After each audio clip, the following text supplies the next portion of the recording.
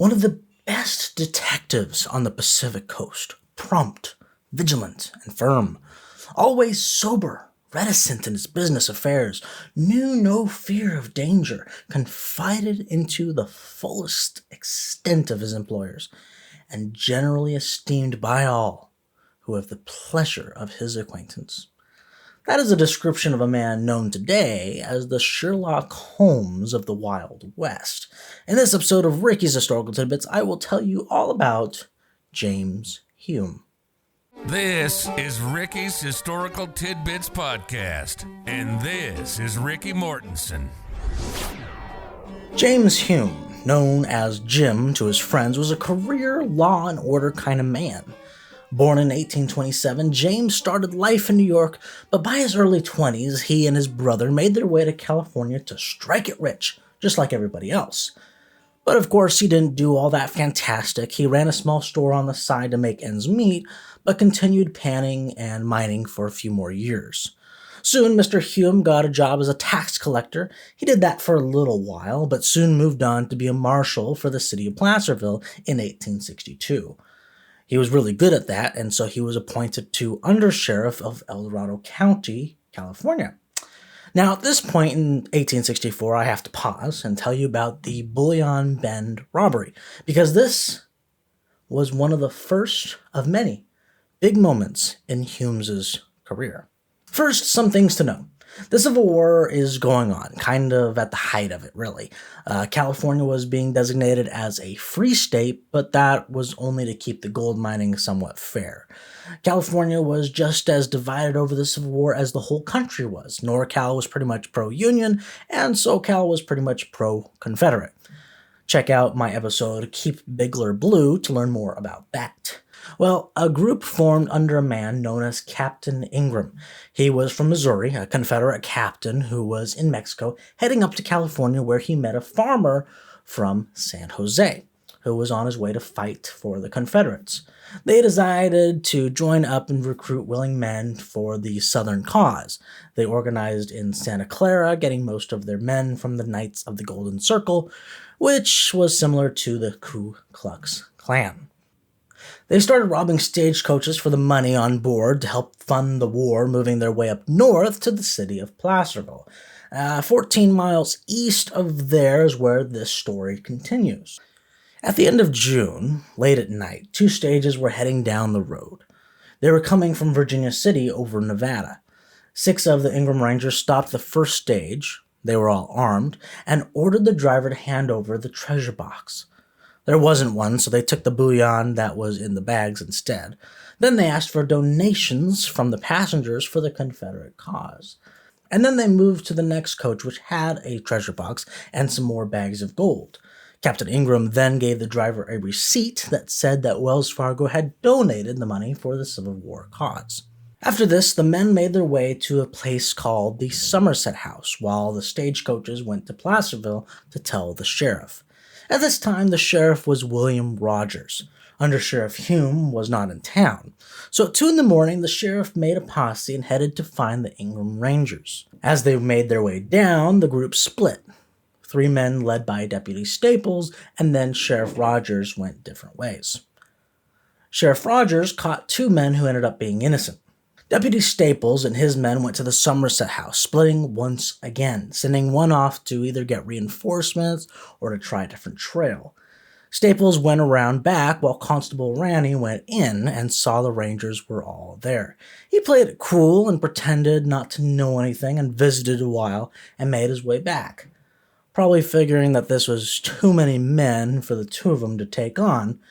But Staples didn't think so and ran in yelling, "You are my prisoners! Surrender!" As soon as those words were uttered, the shots began flying. 1 man was shot, and Staples was gunned down himself. Constable Ranny got hit also, and seeing 5 against 1, he made a run for it.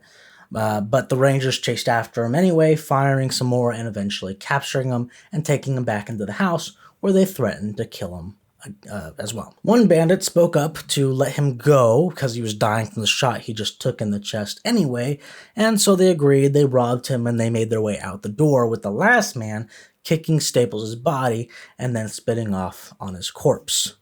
This man is Thomas Poole. He was one of the Ingram Rangers at the Somerset House, and he was the man that was shot by Deputy Staples and then returned fire, killing Deputy Staples. After deciding to leave Constable Ranny to die from his wounds, the group left, but also left Mr. Poole to die as well from his wounds, but he survived. The next day, Under Sheriff Hume returned to Placerville and heard the news. He grabbed a doctor and went to the Somerset House to try and save Constable Ranny. While there, he saw that his good friend Deputy Staples had been killed, and he made it his mission, right then, to get the guys responsible. The bandit who had been shot, left for dead, but survived, told Hume that they were going to San Jose. So Hume and Constable Van Eaton left for San Jose. Before they got there, though, the Ingram Rangers had found a new place to hide out, the Hill Ranch. But Mr. Hill found out that they were planning to rob a quicksilver mine nearby and went to Sheriff of San Jose, Sheriff Adams. Soon, another shootout would happen, this time no deaths of officers, but Sheriff Adams did get shot in the chest while a deputy was shot in the leg twice. 2 of the Ingram Rangers were shot down and killed, and another was arrested. Captain Ingram and his farmer friend were able to escape, never to be heard from or seen again. Hume and Van Eaton got to San Jose after this, and they were able to arrest 10 co-conspirators, men who were part of the Ingram Rangers. They got put on a riverboat and sent up to Sacramento. Many of the men got put in jail, and that guy who was shot, left for dead, and survived and then got arrested, Thomas Poole, well, he had a ton of priors and even was the former sheriff of Monterey. So he was sentenced to death. Well, this was one of the first of many big cases that Hume was a part of. Soon after this, he was elected sheriff himself, and a few years later, he was mostly known for his involvement in tracking down stagecoach robbers, and was hired by Wells Fargo to be the chief special officer since they were getting robbed left and right. But before he could do any of that, he was sent down to be the acting warden at the Nevada State Prison, because there was a riot and escape where the warden almost got killed. While the warden recovered, which took about a year, Hume ran that prison.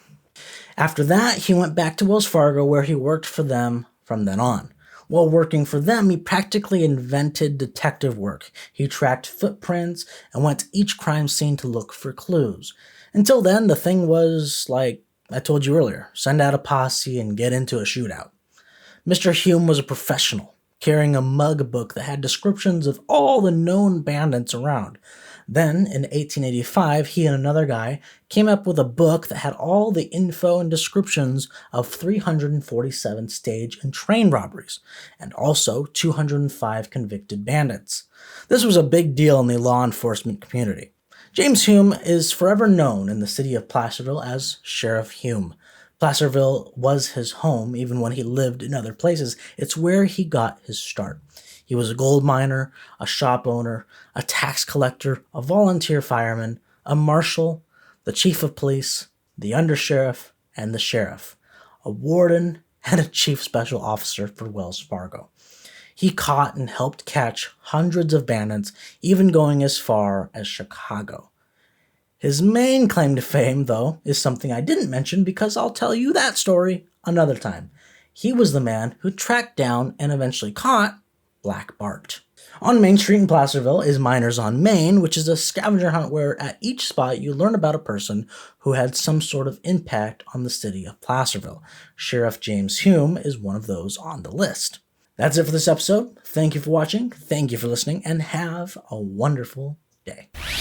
You've been listening to Ricky's Historical Tidbits Podcast. When you go to school and study history, they give you dates, they give you some names, and that's about it. But there's a lot more to California history, and that's where this show comes in. We hope you've gotten some useful and practical information from the show, and we hope you were entertained. And we'll be back soon, but in the meantime, hook up with us on Twitter and Instagram at busy_Ricky. Find us on Facebook at Ricky's Historical Tidbits. Till next time, this is Ricky's Historical Tidbits Podcast, signing off.